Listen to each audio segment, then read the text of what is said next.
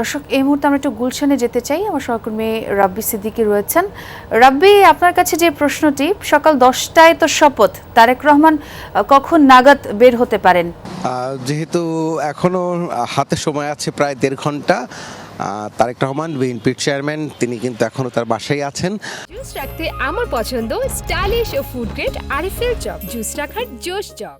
এবং আমরা শিডিউলটি এখনো জানতে পারিনি, যেহেতু তিনি তার অফিসে রাজনৈতিক কার্যালয়ে যাবেন কিনা, নাকি এখান থেকে সরাসরি তিনি সংসদ ভবনের উদ্দেশ্যে যাবেন, সেটি এখনো আমরা নিশ্চিত হতে পারিনি। তবে আমরা সহ বিএনপি নেতাকর্মী এবং গণমাধ্যম কর্মী সবাই কিন্তু এই দুই জায়গাতেই ভিড় করছেন। একটি জায়গা হচ্ছে তার অফিস, গুলশানের যে অফিসটি, এবং একই সাথে তার যে 196 যে বাসাটিতে তিনি দেশে আসার পরে এখানে উঠেছেন, এবং সেই বাসাটিতে কিন্তু আমরা দেখতে পাচ্ছি আইনশৃঙ্খলা বাহিনীর কড়া নজরদারি। সেই বাসার সামনেই কিন্তু সবার আগে বাংলাদেশ যে গাড়িতে চড়ে তিনি পুরো দেশ ঘুরে বেরিয়েছেন, ভোটের মাঠে তিনি এই গাড়িতে করেই বিভিন্ন জায়গায় গেছেন।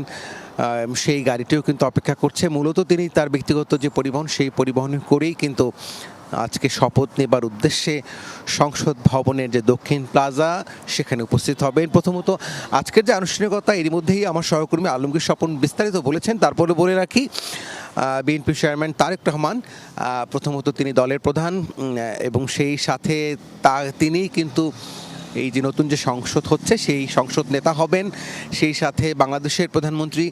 এবং সেই শপথের যে আনুষ্ঠানিকতা, প্রথমত সকাল 10টায় সংসদ সদস্য হিসাবে শপথ, এবং এর পরে বিকেল 4টায় মন্ত্রিসভার নবনির্বাচিত যারা নতুন মন্ত্রী তাদের শপথ। এবং দুই শপথেই তারেক রহমান উপস্থিত থাকবেন, দলের প্রধান তিনি, সংসদ নেতা তিনি। সব কিছু আজকে আনুষ্ঠানিকতা।